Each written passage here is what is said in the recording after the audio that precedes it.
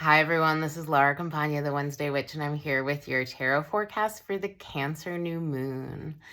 We immediately are drawn into the connection of Venus in Cancer with the Lovers card being the start of the Cancer new moon tarot reading. So the Lovers is about who we spend time with, our friends, our romantic partners, those that we get together, that we have shared interests and mutual pursuits. And the Lovers is really like, how are you being witnessed? How are you communicating? And with Venus in Cancer, there's been this real emphasis on intimacy and emotional support. And do you have the connection and the foundation at home in order to do your best work in the world? So that's really the Cancer Capricorn polarity. And this Cancer new moon is being opposed by Ceres, the asteroid goddess, in Capricorn. And we're having 2 Capricorn full moons this Cancer season. So that dynamic between the structure and how things are working and the flow that's facilitated by the practices and the policies in your life, that enables you to have that deeper intimacy with other people and at home. So the Lovers is a really beautiful card, and there is this kind of divine support and blessing by the little angel that is overhead. Now, where we are in this moment is the Queen of Swords. So the Queen of Swords is about knowing your boundaries, but there's also a little bit of, you've earned it. Like, you've been through it. Like, the sword is a bit chipped, and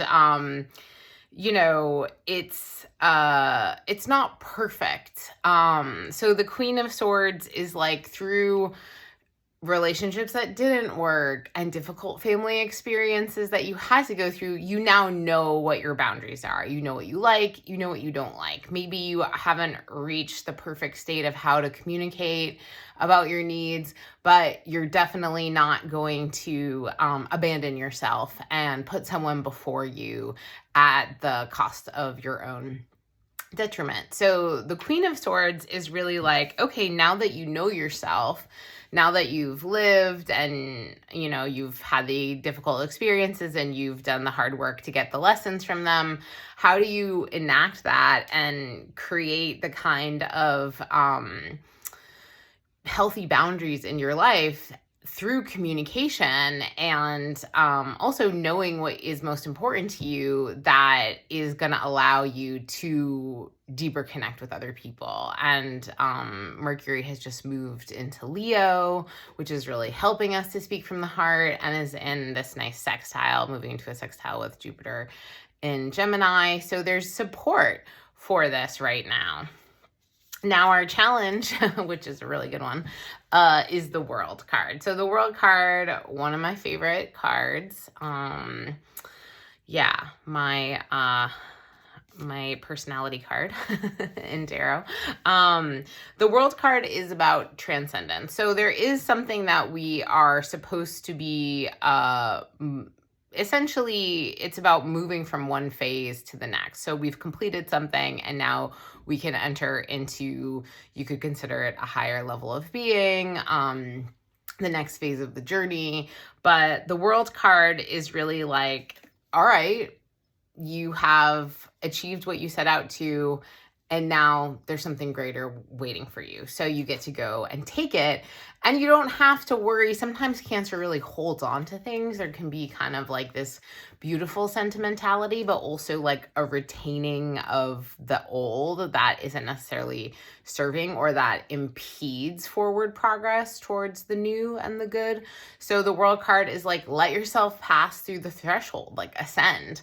And it's connected to Saturn, which is in a trine with this new moon. Saturn's in Pisces right now. So there is really that sense of taking responsibility for yourself and nobody else being able or willing to do the work for you. The final outcome card is the Empress. I love this. This was like a very major arcana rich reading. And so this is a big time, and Cancer season is like a lot of strong energy coming through with the sun at its highest point in the year, and also the moon having so much influence on the terrestrial sphere. So the Empress is really about pleasure. And when the moon is new, we have less energy. There is kind of this introspection going within period. But the Empress card is telling us, don't forget to also enjoy yourself. Don't forget to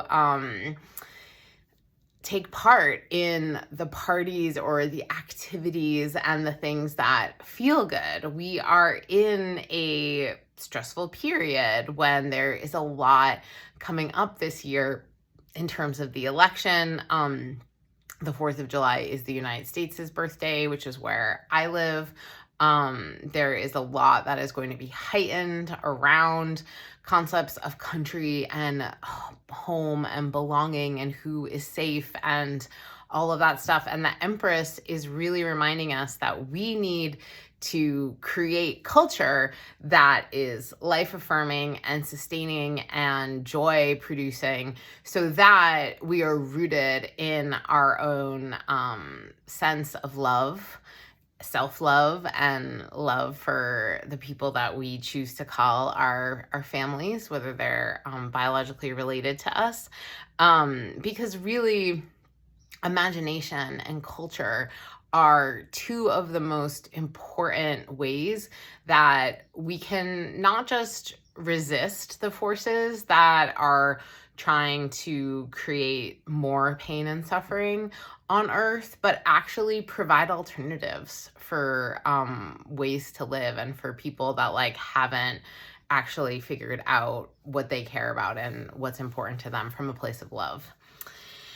And then the bonus card is very apropos, the Six of Swords. So the Six of Swords is about not taking your sorrows and your trouble with you. And I always find that, you know, with Jupiter and Gemini, there's a heightened emphasis on grief in the lungs this year. And Cancer season, it brings us into the truth of our families and how we were raised and our experiences when we were little. And it's very vulnerable, and it can bring up a lot of feelings of like loss and sadness about what we didn't get. And with the World card being our challenge, there's something here about us letting go and not taking that sadness with us into the future so that we can have a different experience. We can't bypass it. We can't rush through it. We have to actually feel it and experience it on a cellular level. And that can be really difficult. But once we do, it releases and it changes and it moves through. And I experience a lot of that with energy healing. So if you are wondering where all of this is landing for you, you can book an astrology or tarot reading through my website, or get an energy healing to support you in meeting this energy, meeting this new moon lunation experience with your best. And you can learn more at lauracampagnastrology.com. And I hope you all have a very beautiful new moon.